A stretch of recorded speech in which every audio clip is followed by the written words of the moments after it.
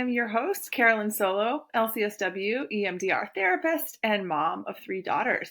Thank you for joining me. Hey everyone, and welcome to episode 125 of the Future Template Parent Podcast. I'm your host, Dr. Carolyn Solo, PhD, LCSW, and I am recovering from losing my voice over the weekend. It's mostly back, but not 100%. So hopefully the scratchiness isn't too horrifying to listen to. In the interest of just getting an episode out every week and being consistent, I'm going to plow through. And if it feels unlistenable, I'm sorry. But this week, I had the honor of, last week now, accompanying a client on a 2-day EMDR intensive, which was 10 hours of work total.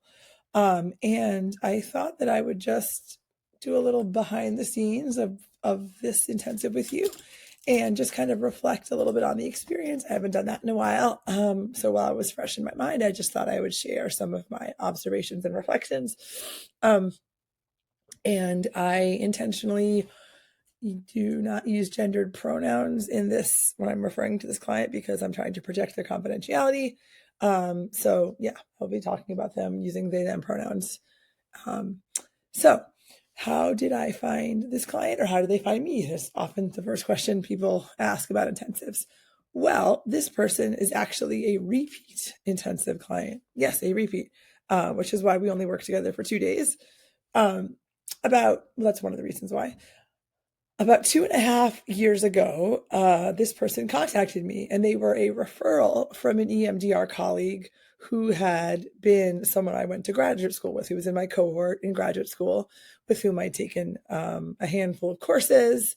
We'd stayed friends, but just putting that in there as a reminder of all the ways we can connect with referral sources. So this was someone who knew me from graduate school, knew me both professionally and clinically and academically, I guess I would say, as well as personally. We became friends.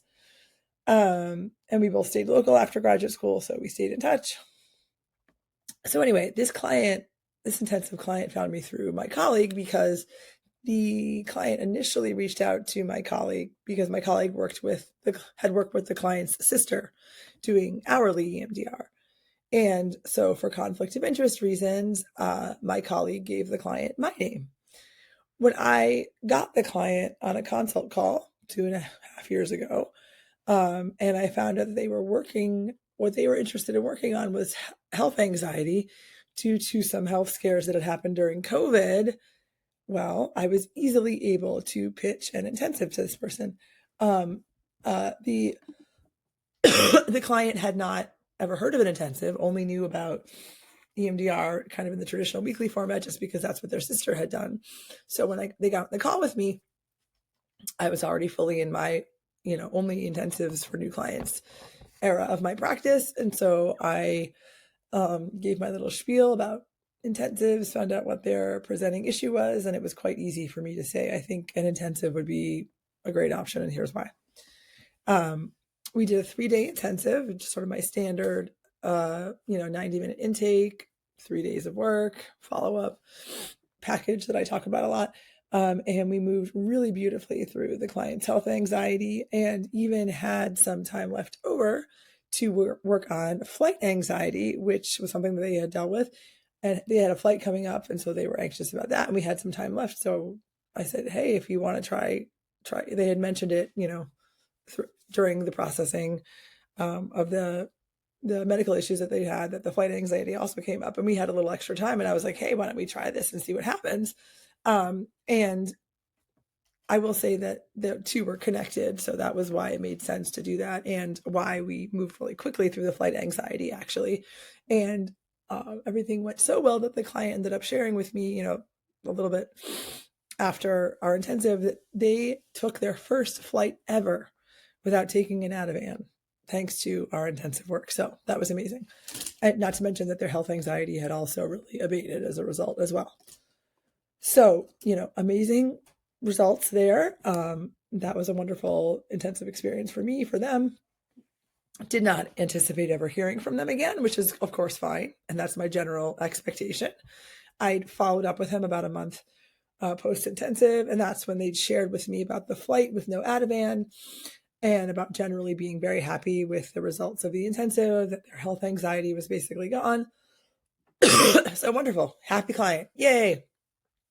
But then about 3 months ago, out of nowhere, they reached out by text asking about if I was still available for more EMDR. And of course, I had to share that I no longer lived in Pennsylvania, where we'd done the initial in-person intensive. But I would consider an online intensive, maybe a couple of 3-hour virtual sessions. The client asked if virtual was as effective as in person. And I said, the research does indicate that it's just as effective, that I have done a lot of virtual EMDR with clients and it's been effective, that I definitely prefer in person, I said, and certainly for longer sessions, but that I would definitely consider, a virtual intensive. However, I'm happy to provide them with some more local in-person names if that's what they wanted. So, I sort of thought that was going to be the end of it. Like, oh, well, if they want in person, if they want intensive, I can just refer them to someone closer to them. But the client came back and said, well, I do love road tripping. So, maybe I could come up to Vermont. And I was like, well, it's a lovely place to visit. I'd be happy to have you. But I was kind of blown away. I had no idea that it would go that way. And I said, if that does seem like something you're interested in at some point, wonderful. We'll go from there. So that was that. They thanked me for the information and said, I'll be in touch. Didn't necessarily expect to hear back from them. But then a few weeks later, I'd sort of forgot about it. So maybe it was, I don't know, maybe it was 2 months after they initially contacted me, or about a month ago from now, they reached out again and asked if I'd be able to schedule them in before Thanksgiving for an in-person intensive. And I was like, oh my God, thrilled. Okay, great. I looked at my schedule. I kind of had to think about how to move some stuff around. It ended up being a little bit chaotic with what I had going on personally and in work, but I was really excited about the opportunity to fit this person in. And I was so kind of honored and touched by how much they wanted to do it. So I really wanted to make it happen.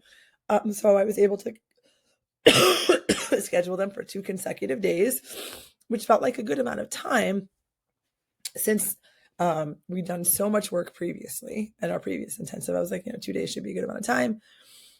And the presenting issues that they were mentioning, job and financial stress, sort of, I think it gave me a few details. It felt kind of concrete and somewhat contained. So I was like, okay, 2 days should be good. We can bang this out. We'd done so much kind of parts work and like earlier life stuff in our first intensive. It felt like a lot of those, benefits were probably still going to support what we were going to do. So I didn't think we had to do as much, earlier life work, or like we did a lot of parts work the first time around. I didn't feel like we were going to have to do that to the same extent this time. So I thought, okay, 2 days, great. The couple of days before the intensive, we were in touch regarding travel tips, restaurant recommendations. It felt like I was giving them a combo, like tourism, tour, like I was being a tour guide and a therapist, which, I have often thought about having retreat intensives up here in Vermont because it's such a beautiful place. And and I live in this resort town that has a lot of amenities. And this sort of like cemented that idea for me that is a really good thing that I should consider, marketing more assertively than I do now. So that was another thing that came out of this intensive. Is I was like, oh, I really should be talking about this more.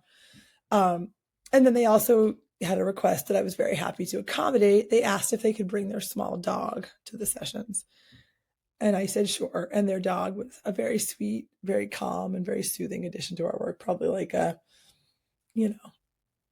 small, medium-sized dog. I don't know, maybe like 15 pounds or something. Sweet dog. And she slept most of the time on my client's lap. It was very adorable. I charged this client $3,000 for the 2 days. I came to this fee because one day I was actually only able to schedule 4 hours instead of 5 due to my own commitment. So even though it was intended to be a 10-hour intensive, it was only actually 9 hours. And we didn't do an intake or a workbook review since I'd done that with him for the first intensive. I mean, I probably in some ways like slightly undercharged, But I also felt so honored that they reached out again and were willing to travel to me that I just rounded down to 3K and felt fine about it. I will say I didn't think it through that carefully, and maybe if I had sort of stopped and thought about it a little bit more, I may have charged a little higher, and I certainly could have because they were completely fine with the price. But anyway, so they come in, first hour of day one, we went over their goals for the intensive. They actually came in with 4 goals. The job and financial stress, which had initially been their primary goal, had actually diminished since they'd initially scheduled. Like some things had resolved and worked out, which is partly why I didn't need as much attention. Sort of just panic attacks more generally. They don't have panic attacks that frequently, but when they do, they're quite distressing. So they wanted to work on that. An upcoming flight to Hawaii, and then wanting to just spend a little time thinking about how much they drink. And they already are very good about drinking in moderation, but if that was something they really wanted to continue doing. So those were the goals. So, pretty lofty, but believe it or not, in 9 hours, we were able to make great progress on all of them. And of course, the goals overlap a lot. There's a lot of things that overlap about them in terms of content and in terms of processing. So that's why the progress was so significant. And this client had an amazing kind of baseline because they'd done so much great work before that they had continued to reflect on and refine with their own like hourly therapy. So they were in a really good place as far as that was concerned. So I think they were really primed to make really, really good progress. So we began with the financial and job stress. My client's a freelance wedding photographer, and they had been having some struggles in the past year for the first time, like the biggest struggles they had since they started their business, due to economic downturns, changes in the market, not to mention they moved to a new city and they were trying to break into a new market while also maintaining some business in their previous city. And, of course, this wasn't just about financial security, it was about self-worth and all that stuff. So we spent the first day working through this and then ended up in a really fantastic place with some clarity about like what choices did they want to make next, which felt really satisfying to them. Like, obviously we couldn't, an intensive is not going to say you're going to be able to make X amount of money in the next year. We're not predicting the future, but they were able to gain some really good clarity and have a plan for next steps and do some work to kind of separate their self-worth from their, how much money that they were making or how many weddings they were booking. The client actually shared that the opportunity to take a walk on the really beautiful rec path that's right behind my office that runs along a river for 5 miles, you can see the mountains. They took their dog. They said that doing that during the lunch break helped so much with they sort of like continued processing with that. And that being in such a beautiful and serene setting really added a lot to their experience. To this, like they even said it felt like a retreat. So that really, again, affirmed my belief that part of my ongoing marketing for my intensives, since I'm in this beautiful resort town in northern Vermont, should continue to highlight that fact and should really bring that in. And I should really think intentionally about how to incorporate, the amazing outdoor opportunities that are available, not just in my marketing, but in the structure of the intensive itself. Like that's something I've thought about, like cross-country skiing while processing or snowshoeing or hiking or whatever, like ways that I could do that, using the outdoors as resourcing, whatever. Like that could be something we do that I really, really bring in a very intentional way and advertise. We were actually able to move on to the second tower, the panic attacks, by the last hour of the first day, which was great. And then the next day we moved right into that. We kind of worked through that in an hour and still had plenty of time for the other 2 targets. The final one, the drinking in moderation one, was less about, we did the deter protocol and we did reduce the urge somewhat, but it was more about kind of exploring how that connected with everything else. So it actually ended up feeling like it wasn't something that needed a ton of additional processing because they'd already gained some increased clarity, but it was really interesting to see how it all sort of wove together really beautifully. Something that was so cool about this intensive was how quickly the client organically brought up their own resources that they had created and installed during our last intensive, like 2.5 years ago. In this intensive, we didn't even talk really about resourcing. I just sort of did an assessment of like, their stability, kind of their overall, like they were in a good place just overall. I felt comfortable going ahead with processing. They I remembered how they had responded to processing in the past and, things to kind of be alert to. I felt like this person was very ready to go straight into phase 4. So we did started the RTEP protocol like within the first hour. But it was really cool to see how their resources were right there. The one that they had come up with 2.5 years ago when we needed them, and they just brought them in themselves without my even mentioning it. It was really cool to see how my client's system just went there immediately and organically, and the same resources. It was really cool.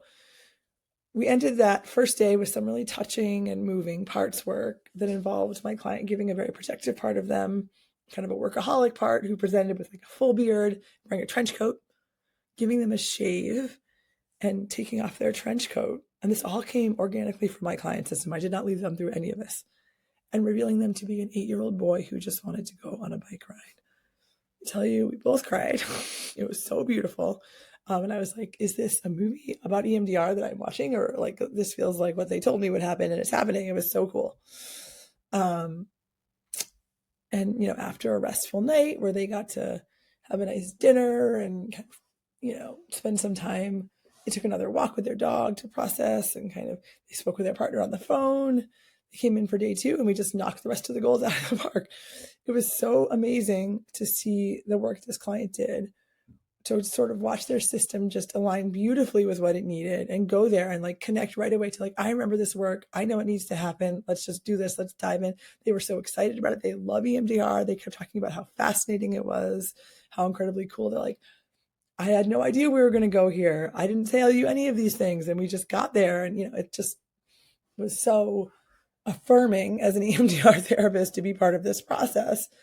And their dog was such a sweet and lovely grounding resource. That was really helpful, actually.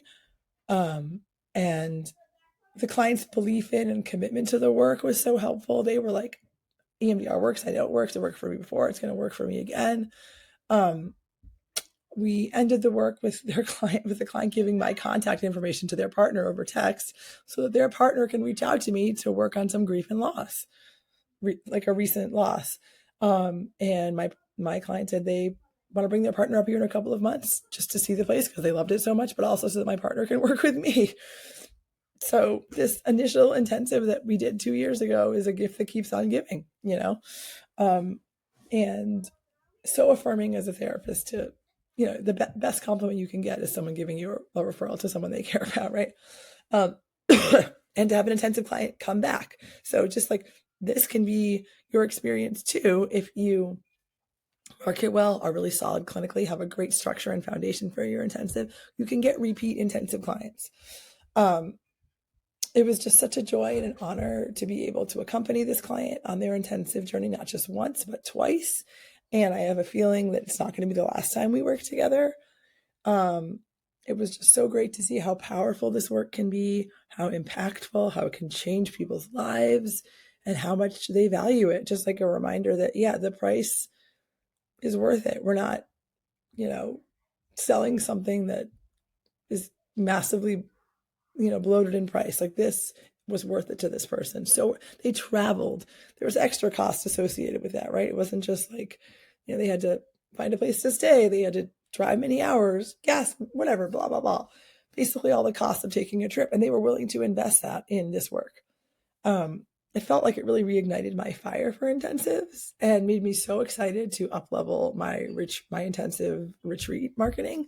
I'm really excited to keep working on getting clients from further away to come to Vermont for immersive, integrative, interdisciplinary intensive experience, like getting them connected with like acupuncture and massage and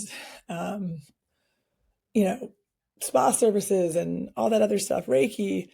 And I'm so much more connected now to the resources here than I was even a year ago. So it's even easier for me to make those connections than I used to be able to. So that felt really cool. So I just wanted to, share a little bit about that recent experience, just to, if any of you are doubting, is this model really something that can work? Is this something that people will buy? Is this something that's worth it? It is. And I am proof of that. This client is proof of that. They loved it so much that they came back for more and they're going to keep coming back. So yeah, and if you want support in any of this, in how to get your intensives practice to a place where you're getting repeat intensive customers who will drive from 7 hours away to work with you, reach out to me at Future Template Parent on Instagram. I would love to chat with you more about this. I am so fired up about making this model something that more therapists are working with and are offering so that it can provide the clients the amazing outcomes they deserve, and also, and maybe even most importantly, can provide you, EMDR therapists, with the sort of burnout prevention plan that an intensives practice can offer. It gives you time and financial freedom, and it helps you give clients incredible results, which honestly is the best burnout prevention there is. So I hope this inspired you a little bit to think about, as we're rolling into the end of the year, is 2026 the year that I really want to make my EMDR practice model one that focuses on intensives? And if that is you, I would be honored to help you in any way that I can. Take good care. Have a great week. Happy Thanksgiving to those of you in the United States.